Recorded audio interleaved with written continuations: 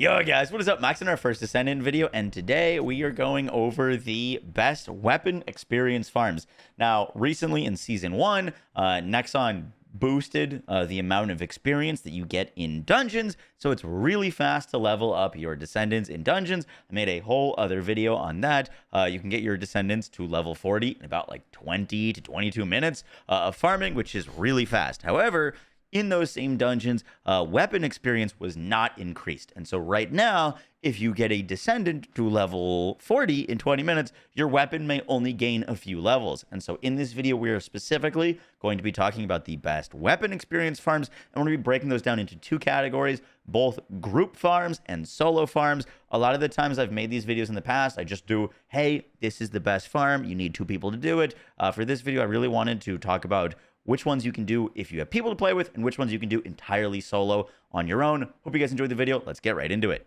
So we're going to split the video up into 2 parts. We've got group farming first, and then we'll talk about solo farming. Now, there's a few different farms for group farming, or like you could still do this solo, but they do like require people, so you can just matchmake for them, is kind of what I mean by group.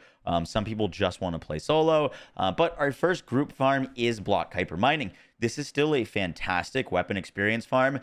You're going to get your weapon from level 1 to level 40 in 30 to 40 minutes. Now, there's variability in there because it kind of depends on how fast you can clear this. If, for example, you go in here with 4 bunnies, you're going to get your weapon leveled to like level 40 in 30 minutes. It's really fast.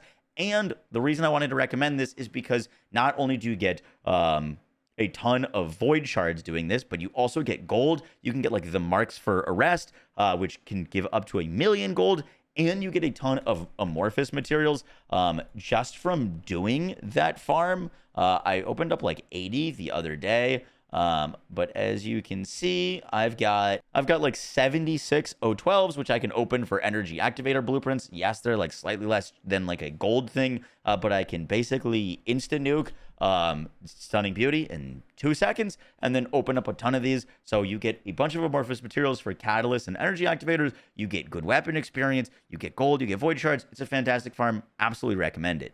Our next farm is a group farm, and it is the fastest weapon experience and leveling experience for your Descendants in the game still, at least from my tests, and that is going to be Vesper's Moonlight Lake. Now, in the solo farm, we'll be talking about how to solo farm this Void Fragment really efficiently, and the best characters to do it on. But if you're doing it in a group, it is even faster than you can do it in solo. I was leveling my weapons up to level 40 in like 18 minutes doing this solo, which is kind of disgusting. And the way that we're going to be able to do this in a group, and the way that it's so much more improved, is that if you're doing this in a group, the strategy is you have one person who activates the Void Reactor and one person who kills all the enemies. Viessa is incredibly powerful at insta spawn killing all the enemies. You basically just place her 4 down. You use Cold Bloodedness, which is her Transcendent module. You put the 4 down, it'll insta kill everything. And with Cold Bloodedness on, you have enough cooldown to always have your 4 available. It does a ton of damage, and you can just kind of sit still on this rock and kill everything. Now, in the old video that I showed, you had to constantly abandon this mission to farm it efficiently. You no longer need to do that. There's a new strategy that you can use, and that is just accepting another mission.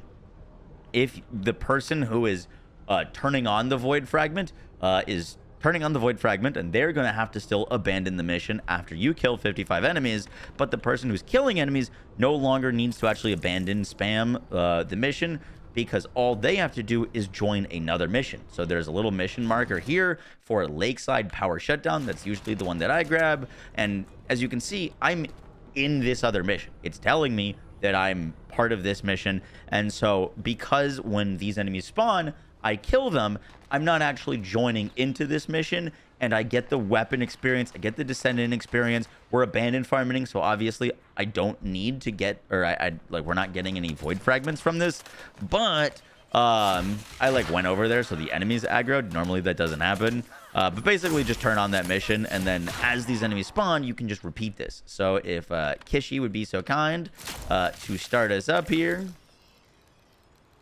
basically we can just spam our 4 and keep it going and not have to ever worry about abandoning. So now all of the enemies are dead. That's like 55 enemies dead in a second. We kill all of them, and now we don't have to constantly abandon, and that makes this even more efficient because it's impossible to mess this up now. You basically just sit here and click your fourth ability. Make sure you're hitting your second ability before your fourth, so that you can get your cooldown, and it is very, very, very fast.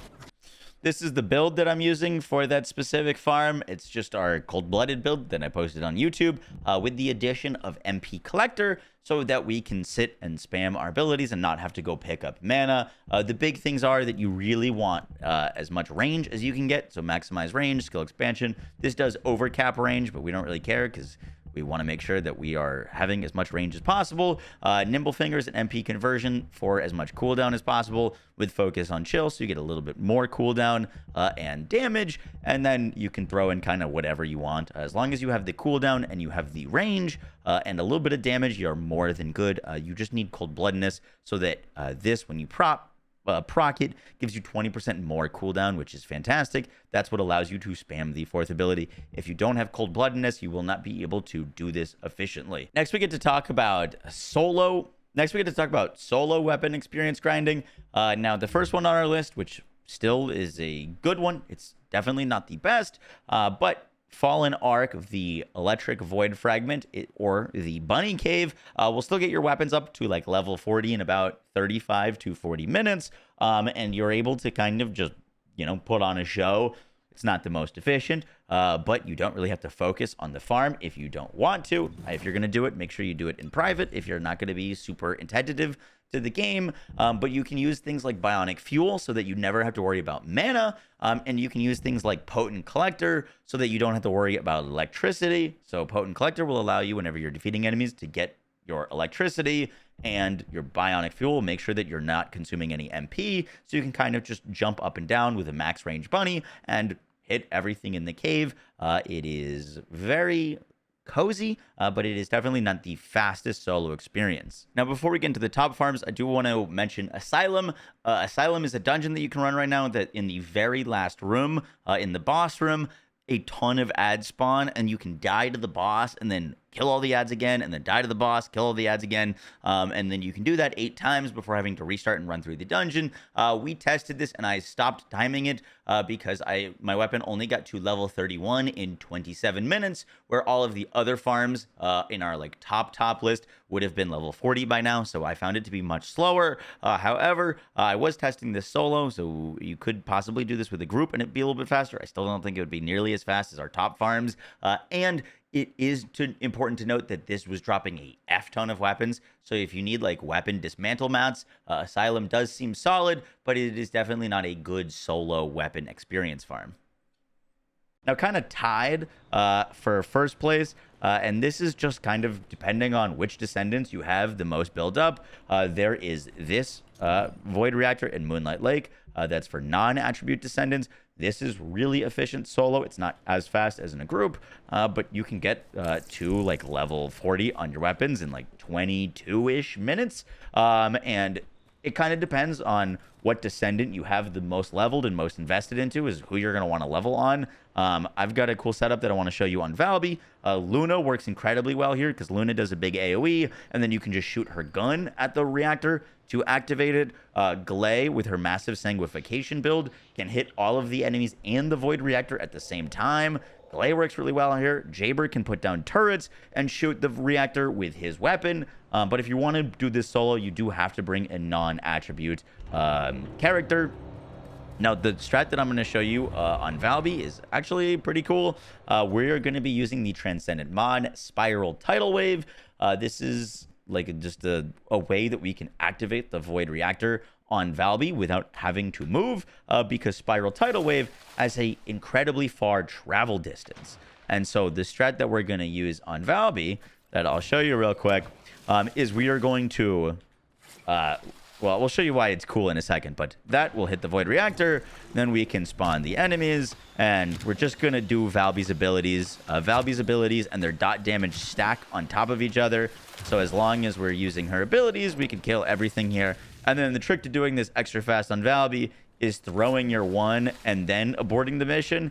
And by the time the thing comes back, because the projectile travels slowly, you can do this like very quickly, where you don't have to like wait for the travel time. So you just throw that, abort mission, and as you can see, it hits it like while it's coming back. You can do this on console as well. It's definitely a little bit faster to do on PC because you're on a mouse and keyboard, but that's the trick. You just throw the spiral tidal wave, abort as it's spawning back, it'll spawn in, and then you can keep going. And this is a very, very efficient way to get a ton of weapon experience. Obviously, if you're doing this, you are only going to be earning weapon experience. You're not earning anything else. But very clean way to get a ton of weapon experience very quickly. This is the build that you need for the spiral tidal wave. Basically, we're getting some skill extension for more duration on all of our dots so that they stay on the floor longer. Some range, which is really nice. You can go for even more range if you want. And getting tons of cooldown with MP conversion is great. And then damage with dimension non-attribute. We got some HP so we don't die. And decimator to stock up even more modifier. These are kind of the like essentials that you need to really get this farm going. You can obviously add more cooldown. You could add more range. You could add more damage. But this is kind of the core of the build. Our next farm, which is pretty much equal to the Vespers farm, is this farm on Haley. You can find this farm in Fortress Defense Line. We're going to be using this Void Fragment, and you can do this on an absolute zero build. I found it to be a little bit faster on Cold Snap Watch. A viewer actually joined and showed me the setup. It's pretty crazy. And so what you're going to want to do is there's this big rock right here.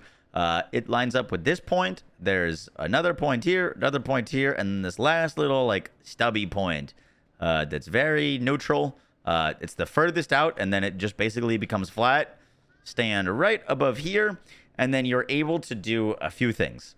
We are going to be using Cold Snap with maximum range. I've got a pretty scuffed setup on right now, but our goal is to be able to hit the reactor with Viessa inactivated. Obviously, with her one, it doesn't go far enough. So that's part of the reason we're using Cold Snap Watch, is because we can activate the reactor from here. We're going to activate it. Then we're going to put our Blizzard right where those enemies are spawning. And we're going to put another Cold Snap Watch there. This basically covers all of the spawns. And then we can go again. My dot is still ticking there. So we could just like Cold Snap there. Blizzard again. Kill all those ads. Abort. Now we need to refresh that Cold Snap. Our Blizzard is still up. So it's going to kill those enemies. Let's refresh that one. We can cancel again. There, put our Blizzard down. And it's kind of just this back and forth motion. We're good to go again there. Of refreshing your cold snaps, both forward and behind. You could just stand exactly here. And then when you need to, you just put your Blizzard down. We could just put our Blizzard back there. Could throw a cold snap that way too. Why not? Heck it. That reset. Let's go there. I need to put another one in front. There's 55.